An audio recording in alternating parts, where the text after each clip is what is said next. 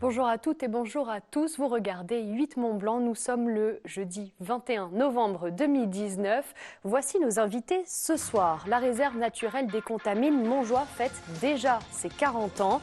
Pour l'occasion, nous recevrons Anne-Laurence Mazinck. Thibaut Mervoyer viendra nous présenter ses modules éphémères, sur mesure et écolo. Et instant culture avec Catherine Munier de la librairie Imaginaire qui nous présentera 3 ouvrages de son choix. Voilà pour le programme. Et maintenant, place au titre du JT présenté ce soir, comme toute la semaine, par Fanette de Buisson. Salut Clémence. Salut Fanette. Alors, dans le JT ce soir, la lutte contre l'étalement urbain. Voilà, l'étalement urbain, ce sont les logements, les routes, etc. qui grignotent petit à petit l'espace naturel, l'espace agricole. C'est un vrai enjeu en Haute-Savoie quand on sait qu'il y a plus de 10 000 habitants qui s'installent chaque année.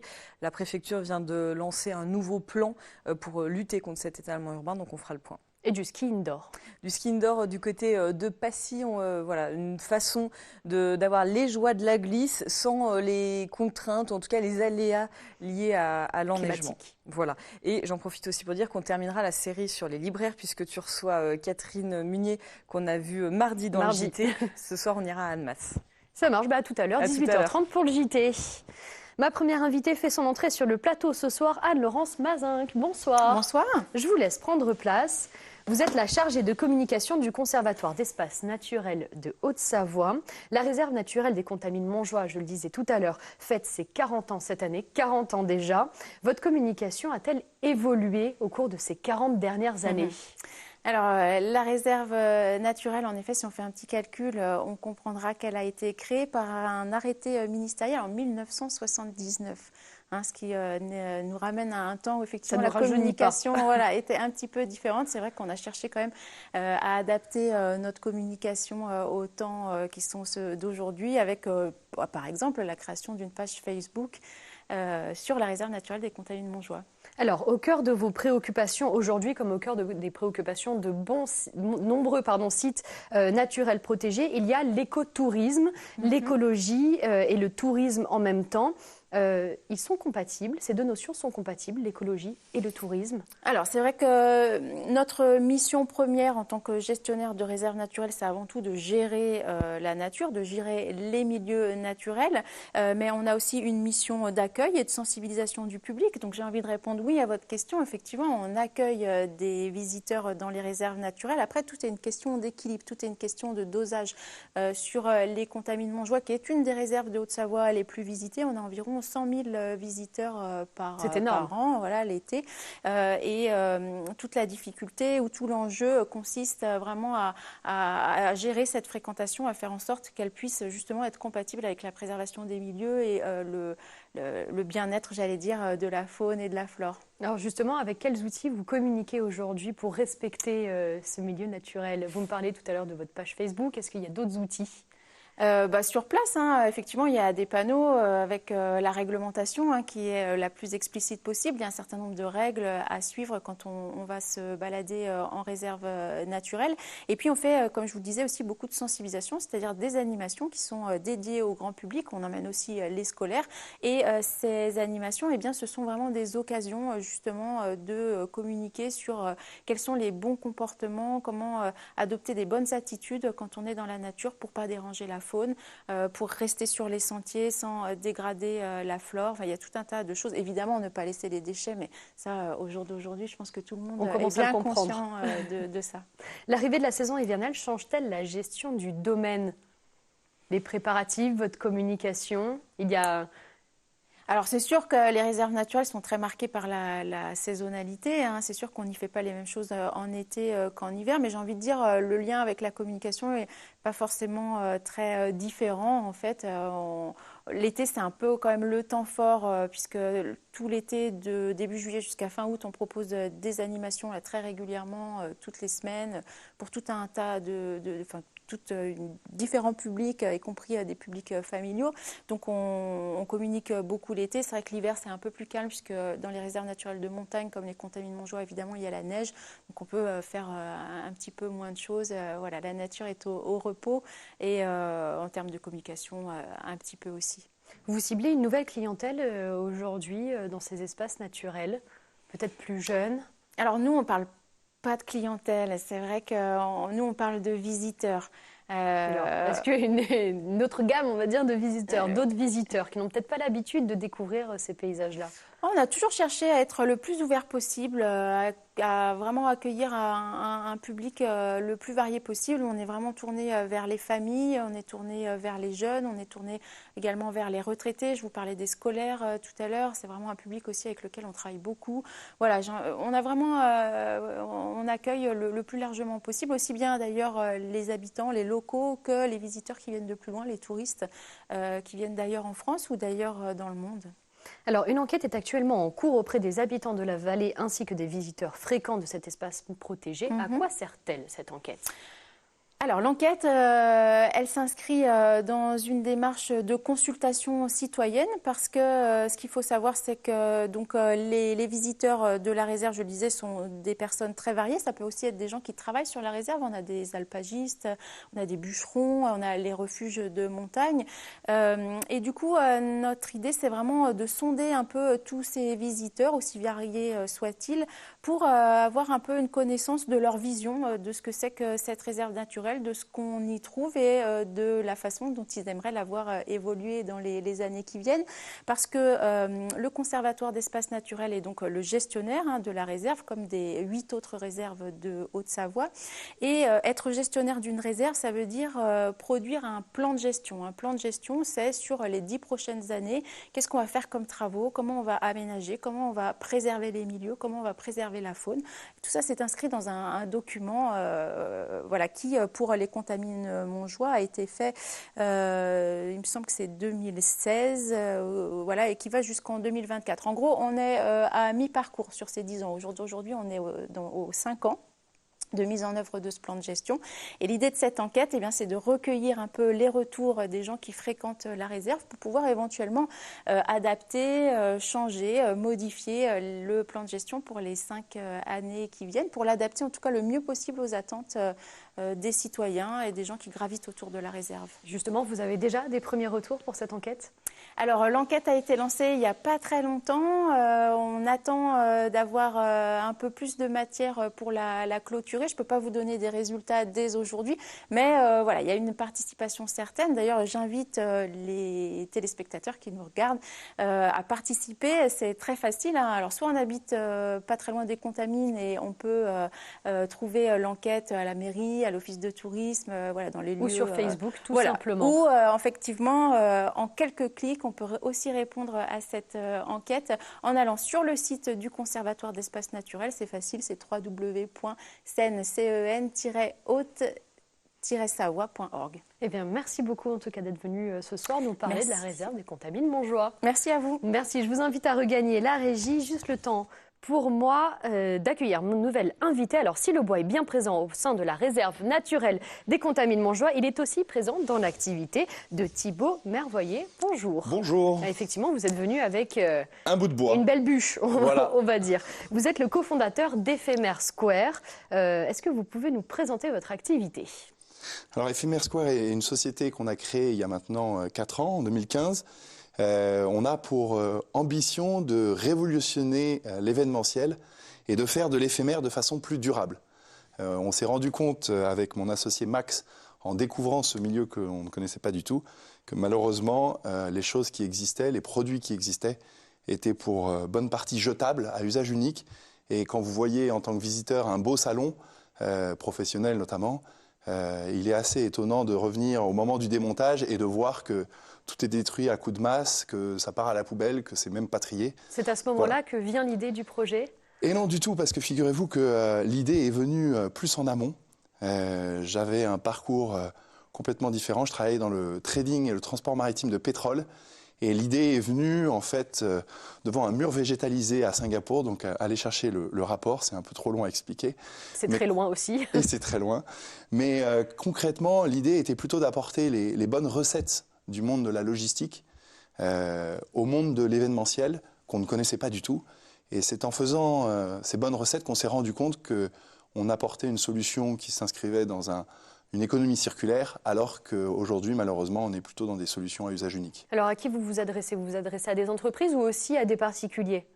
Alors, malheureusement, nous ne nous adressons pas encore à des particuliers, même si très souvent, les particuliers viennent et disent « Ah, j'aimerais bien avoir ce genre de cube dans mon jardin ».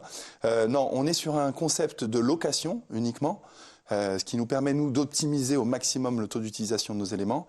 Et nos clients vont être soit des clients finaux, c'est-à-dire par exemple des exposants pour tout ce qui est aménagement intérieur, mais souvent ça va être aussi des agences qui elles-mêmes vont adresser des clients qui peuvent être des villes lorsqu'il s'agit d'animer un espace public, qui vont être des marques lorsqu'il s'agit de faire du street marketing, quand on fait un pop-up store également devant la gare Saint-Lazare.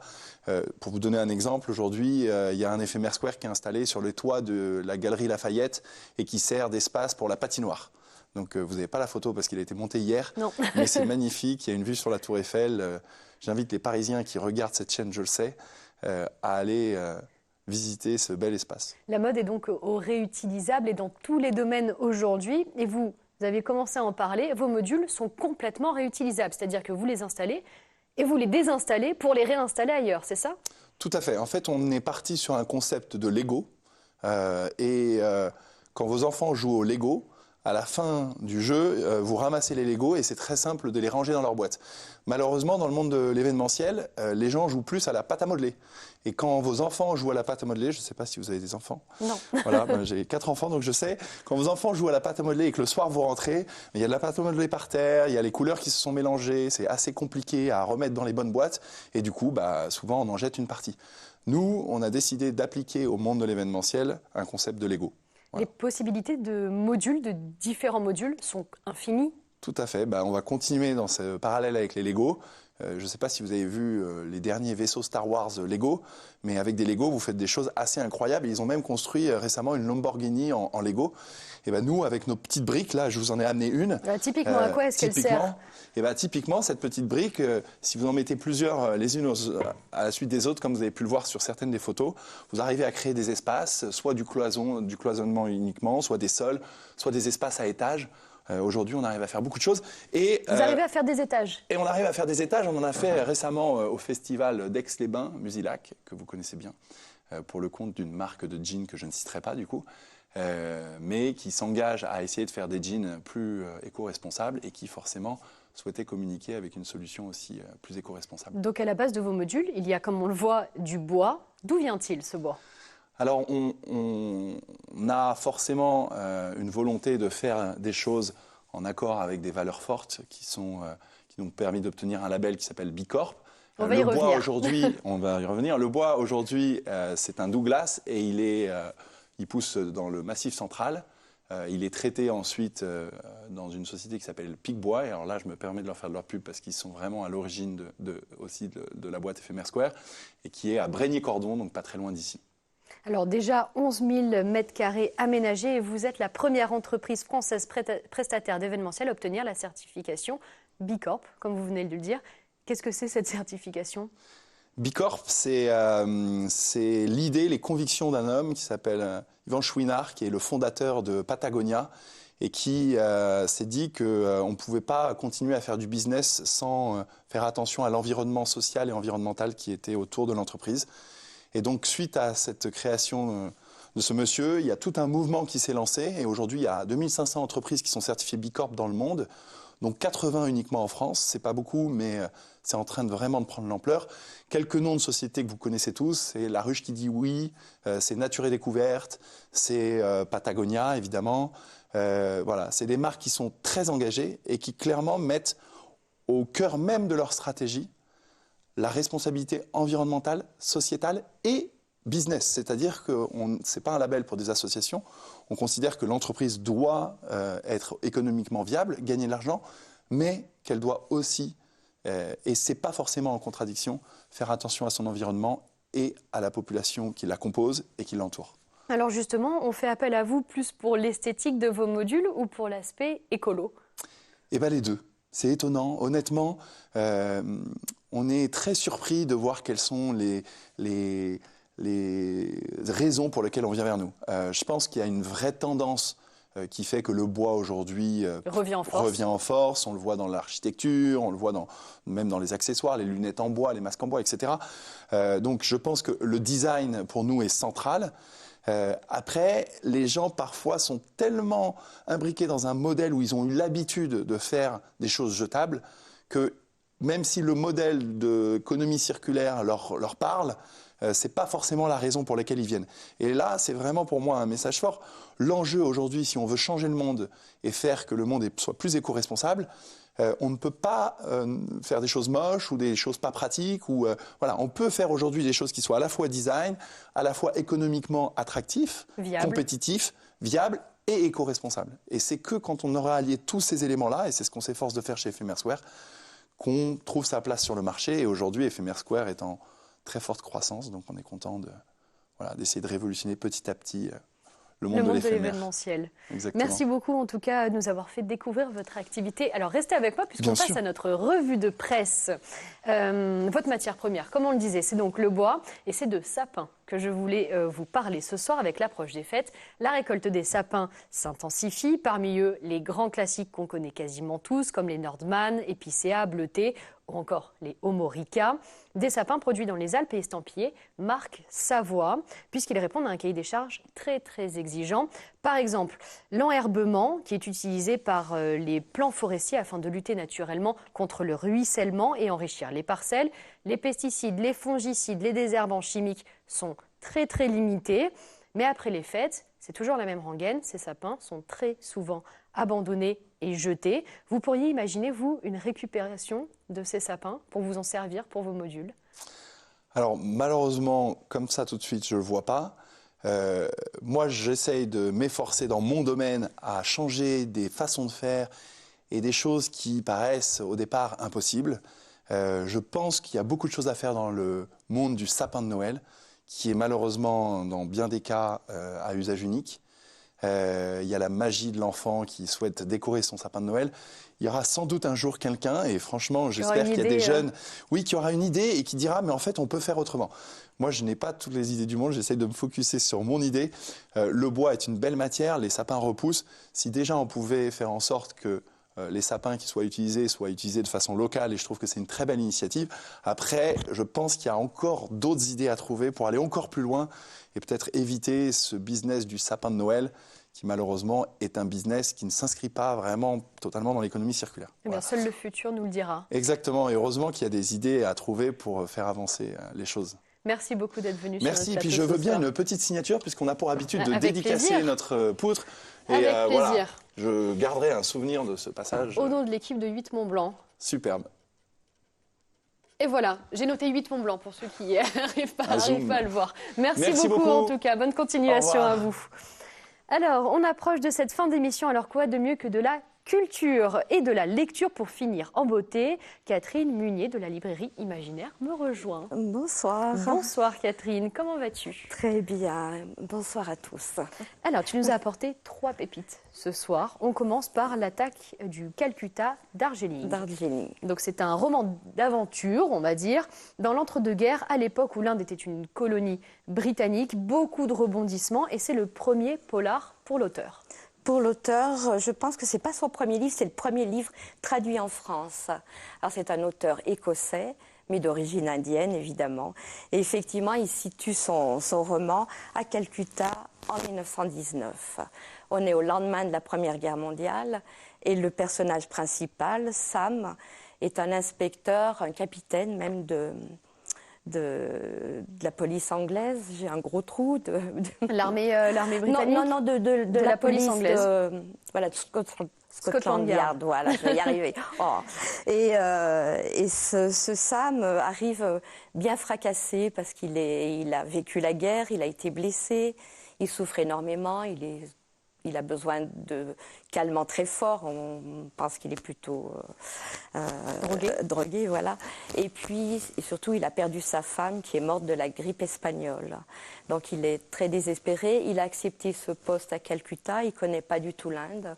Et il arrive, et le premier jour de travail, on découvre un cadavre dans une ruelle dans un quartier impossible, le quartier le plus malfamé de Calcutta.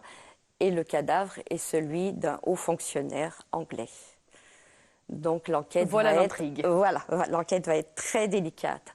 Alors c'est une enquête qui va être assez classique évidemment, comme tous les romans policiers. On va avoir des rebondissements, des fausses pistes. Mais ce qui est très intéressant, c'est évidemment le contexte dans lequel se passe cette enquête et la manière dont Sam va observer tout ça, parce que c'est l'Inde qui va s'éveiller au mouvement non violent. C'est l'Inde qui réalise l'Inde de Gandhi. C'est l'Inde qui réalise qu'ils sont 300 millions d'habitants et que les Anglais sont 150 000.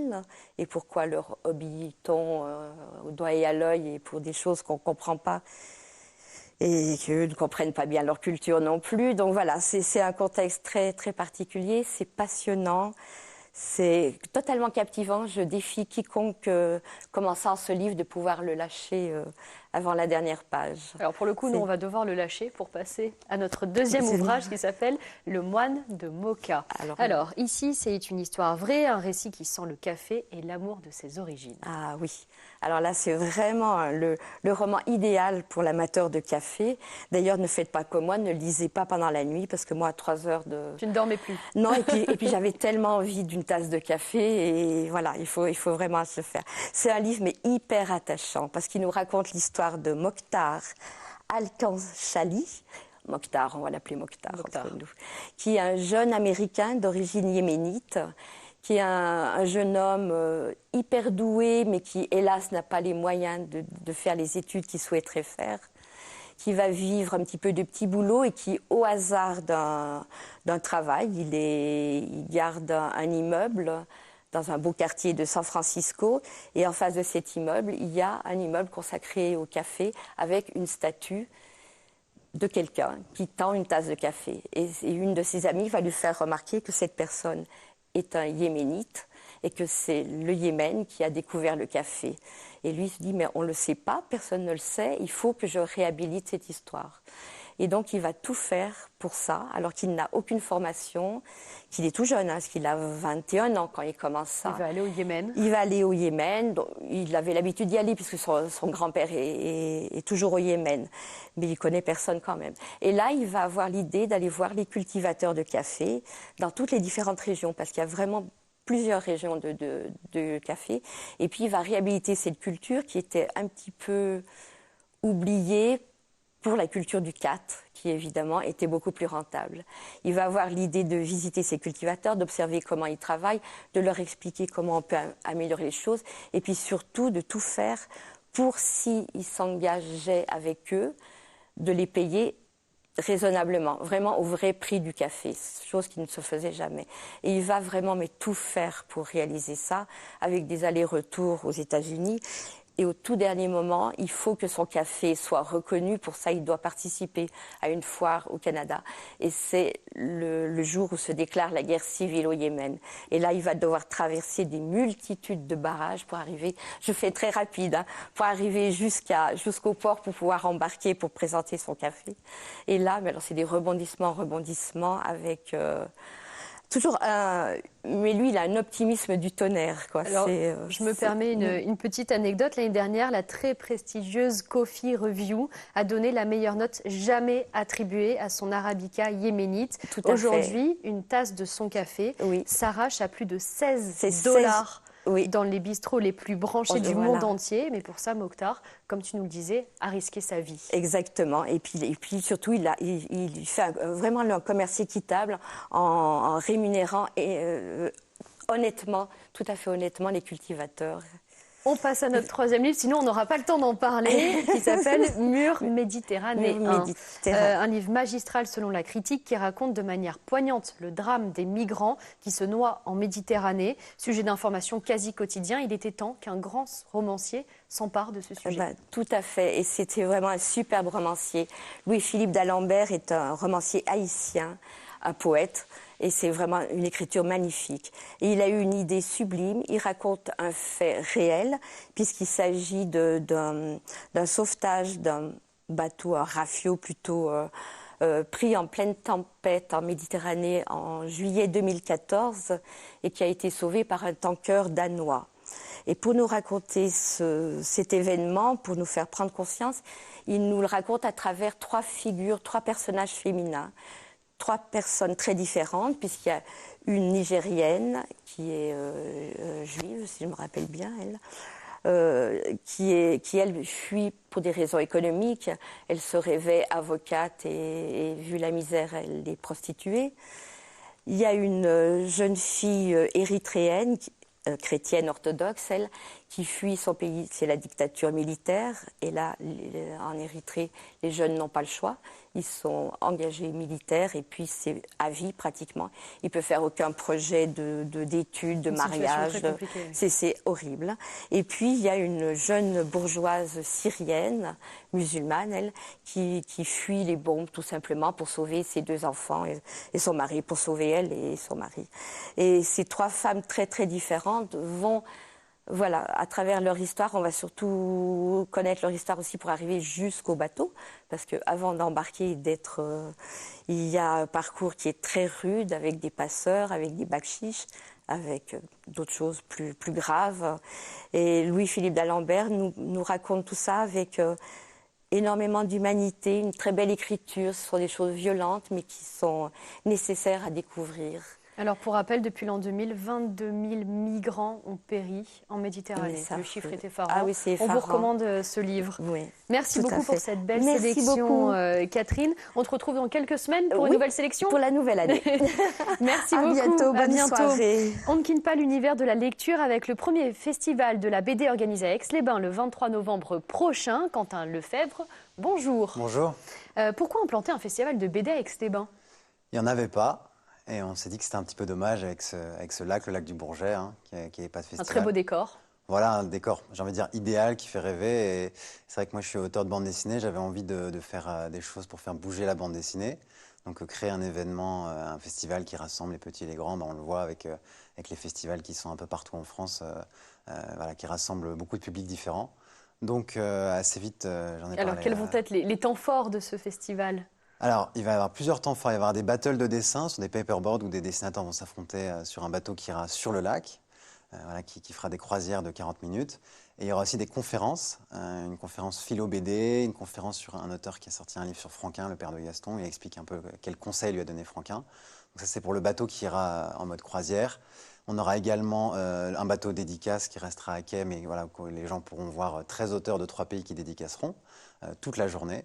Et après, on aura aussi une partie sur la terre ferme, au Grand Port, un peu en mode marché des créateurs, où des gens présenteront leur travail voilà, pour se faire connaître, faire des dédicaces. On aura un portraitiste, par exemple. Vous pouvez nous rappeler le tarif de cet événement? Alors, le tarif, c'est 4 € pour le bateau qui reste à quai, donc c'est très abordable, c'est symbolique. Et puis pour les croisières, c'est 10 €. Et quand on prend la croisière, on a aussi le droit au bateau qui reste à quai pour 4 €. Tout ce qui est au Grand Port, c'est gratuit. Il y aura des tonnes de cadeaux, des journaux Spirou, plein de livrets, plein de belles choses. Voilà. Bien, rendez-vous, je redonne la date, samedi 23 novembre au Grand Port à Aix-les-Bains. C'est ça. Merci beaucoup. Merci. Vous ne bougez pas, je ne bouge pas et vous non plus, vous ne bougez pas, puisqu'on revient juste après une très très courte page de publicité pour le JT présenté par Fanette de Buisson.